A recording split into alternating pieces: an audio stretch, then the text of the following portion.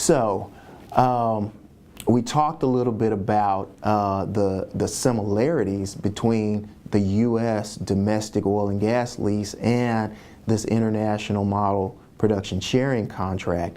And recently, some negotiators have found some success in implementing one of the concepts from the domestic oil and gas lease into the PSA, which is the continuous exploratory activities provision. So typically, under the production sharing contract, if the subperiod, the exploration subperiod is ended and the exploration period and the exploration activities have ended, this will typically begin to trigger the relinquishment provision of the contract. And relinquishment is going to be one of the commitments that's going to be required under the agreement in order to move from one phase of the exploration period to the next phase.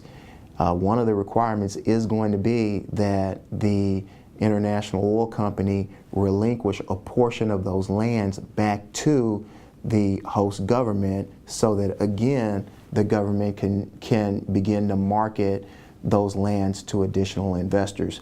So one of the things that some drafters have had some success in doing is negotiating a continuous exploratory activities provision that says, as long as we are continually exploring and diligent in our exploration activities, this will actually toll any requirement to relinquish any lands back to the government.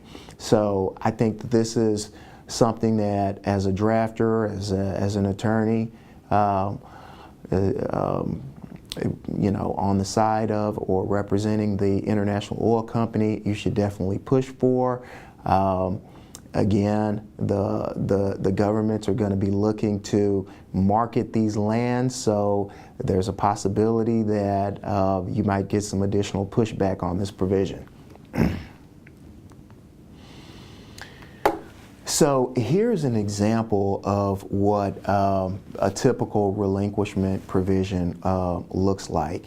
And here it says that if the contractor has requested for any extension of the exploration phase, then the contractor, in consultation with the host government, shall select parts of the contract area to be relinquished as follows. And let's just stop there. Giving the contractor or the international oil company the opportunity or the option to actually select the lands that are going to be given back to the government is key. This is not an area that you want to leave up to the host government to mandate or dictate to the government as to which lands go back to them. You definitely want to make sure that you provide that protection and that right to your client to choose which areas, if any, will be relinquished back to the government before they can move forward to the subsequent exploration period. The other thing to think about is whether or not the requirement to relinquish lands will bring in a requirement that those lands be contiguous or connected. This likely is one of those areas that will be mandated or governed by the hydrocarbons law. So you definitely want to go back and check the hydrocarbons law to see if there is a requirement that any relinquished lands be contiguous.